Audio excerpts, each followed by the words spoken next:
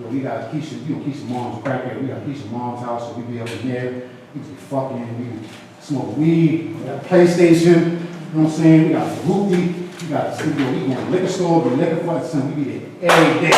We ain't got to go to school, son, because the school safety dude, he ain't even down with us. You ain't even got it. We do this every day, son. You with it? You know what I'm saying? So, you know what I'm saying? You know, we gonna do how we do it, and then, you see where I'm going with this? That's consistency. You know why it's consistency? Because they get to do it every day. Same thing every day. One message. One message. And the only thing I need for you to do for me when it's time.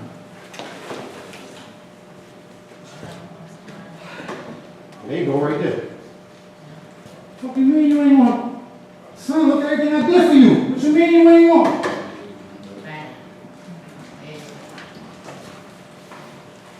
Next level. Why are gangs attracted to kids in secure and non-secure detention? Next level. He forgot non-secure placement too, so. Yeah. So. Prior affiliations, peer pressure, protection, to have their own story to tell, and a sense of belonging. And you know what? We can't even say these days, we can't even say it's about money. Because these kids don't know what money is. Because in my era, I've seen the Dinkins era. I was in New York in the era, I sold drugs in the era, I had people selling drugs for me in the era when, I promise you, there was so much money in the heroin and the crack era. When you went to the block and you pulled up in your car to get the money, and you were like, why the fuck does this nigga got all these singles? He got like $15,000 worth of singles. What am I gonna do with this shit? I'm going to jail. I'm trying to get me knocked. You take the singles, you take it, and you give it to the kids in the neighborhood. Mr. Softy, yo, here, bag of singles. Just stay here and give out ice cream all day. You ran out of places to put the money.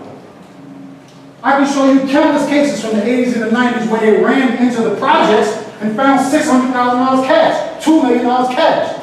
These kids are not doing this today for money.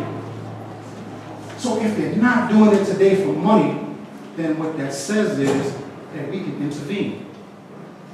Because it's for something else that we can control, that we can help control. It's not about money. It's about these things. Prior affiliations, they were ganged up before they came to you. Peer pressure. You may have a kid in your environment that doesn't really not want to be involved with the gang, but, you know, here's how you get down with the gang. He don't really want to be down with the gang. I see it all the time. He don't really want to be down with the gang, but, you know, when the kids come into the room, you know, it's time to go to school, and they do what they do. Here goes the ACS staff member that's supposed to be charged with the responsibility of helping these kids, and here you go.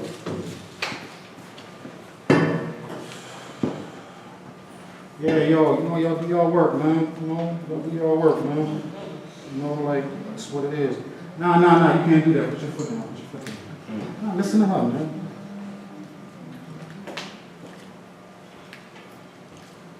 What are you doing? How's he helping? How's he helping? Don't say the system is broke. Fix it starting with you. Because I was that kid in non-secure detention, non-secure placement. And I grew up to get a PhD. So imagine the kid that you got that's going to grow up and not get a felony. That kid that you raised, that you help out, you may wake up one morning and, hi, my name is Jason Williams and I'm running for president. Oh my God, I used to have him when he was in. You made a difference. Next slide. Why do kids not want to participate in programs when they are in detention? Next slide. Programs are delivered by adults that they have identified as enforcers or oppressors. Next slide. Programs are enforced by adults that, next slide. Programs are not interesting or engaging. I don't know how many times I've gone into facilities and seen that staff member.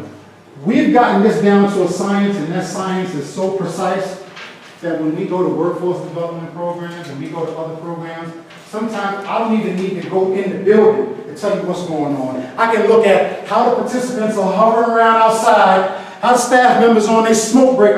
Wait a minute, you can't tell me there's any kind of activity going on in that building If it's, how many staff members? There's 19 of them outside, six of the clients over there, and it's, what the, I don't need to go in there. I don't need to go in there. I don't need to go in there. I don't need to go in there to learn what's going on. What I'm tired of is, I'm tired of seeing the adults that are charged with the responsibility of helping these kids.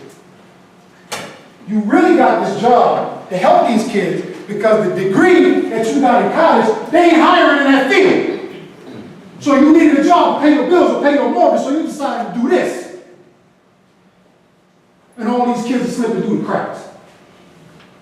That's what I'm tired of seeing. Because I can assess it. That's what I'm tired of seeing.